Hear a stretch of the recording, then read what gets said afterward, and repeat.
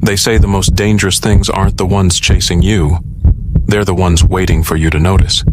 Tonight, you're going to notice him. And once you do, there's no turning back. They said the house was empty, but they never said why. Jon Ellis heard the rumors when he moved into the old part of town, a property deal too good to be true, an abandoned row home, third in from the corner, sagging a little against its neighbors like a drunk clinging to a lamppost. He didn't believe in ghost stories. He believed in cheap rent and late nights, and the freedom to blast music without worrying about angry knocks on the wall.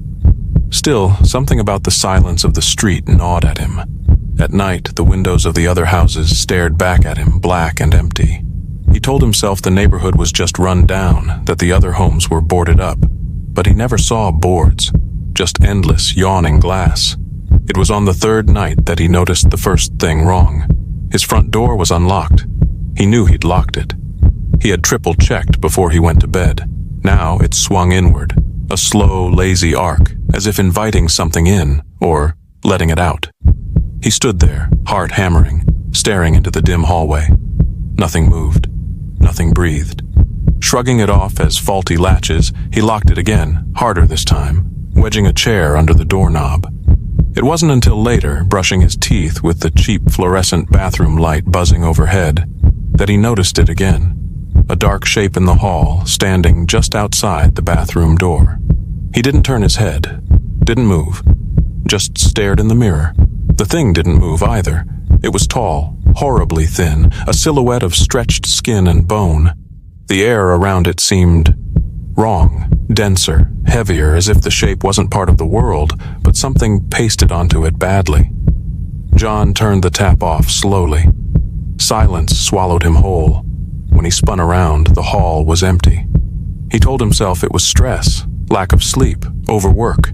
But the door kept unlocking itself. The chair kept ending up across the room. Sometimes he found it halfway down the hallway, as if it had been moved carefully, gently. Worse were the noises, the wet, dragging sounds. It wasn't footsteps. Not really. It was heavier, slower, like something being hauled across the floor by something that had long forgotten how to walk. Sometimes he heard breathing at night, close, low, a rasping sound like a dying animal. But when he turned on the lights, he was alone. The house felt wrong now, alive somehow, its cracked walls and peeling paint shivering when he wasn't looking. He noticed tiny details he had missed before. Claw marks gouged deep into the wood by the front door. Faint streaks of something dark smeared along the floorboards leading into the basement door, a door that hadn't opened. Yet. Then he found the letter, stuffed under the loose floorboard in the upstairs bedroom. It was old, the paper yellowed, the ink faded but legible. Do not look at him. Do not acknowledge him. He is not alive. He wants you to see him. He is hunger. Jon laughed nervously, crumpling the paper, but a coldness was seeping into his bones. He hadn't told anyone about the figure in the mirror. How did this letter know? That night, Jon tried something different. He turned off all the lights, locked every door and window, and sat in the living room facing the front door, a baseball bat across his lap. Hours passed. The clock ticked so loudly it sounded like a hammer pounding nails into wood. At 3:17 a.m., the front door creaked. He squeezed the bat tighter. A thin, gray hand slipped through the gap where the door barely cracked open, followed by a sliver of a face, half-hidden, grotesque. The thing's empty eyes caught the dim light and seemed to drink it in, a living void in the darkness. It stepped inside without a sound, its joints bending wrong like a puppet with too many strings. Its chest heaved, too slow to be human breathing, and from its blackened lips came a noise, low and bubbling, like someone trying to speak underwater. Jon forced himself not to move, not to look directly at it, not to scream. The thing shuffled closer, leaving dark, wet footprints on the rotted floor. Its skin hung in loose strips, revealing bone and sinew slick with something too dark to be blood.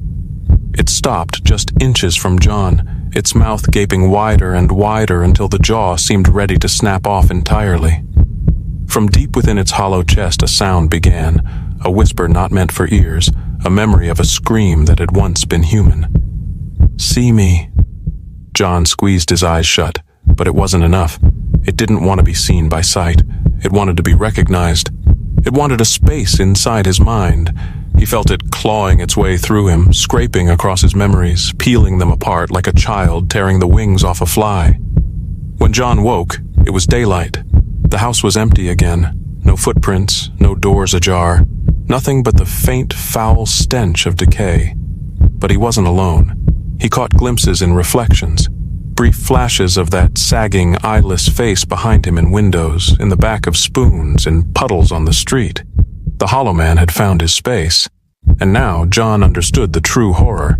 The thing wasn't haunting the house. It was recruiting. And once you see the Hollow Man, once you know him, you carry him with you, waiting, patient, until you find someone new to notice him. You read this far. You saw him. You know him now. He's waiting, right behind you. If you still feel alone after this story, you're not. Hit subscribe before he finds someone else.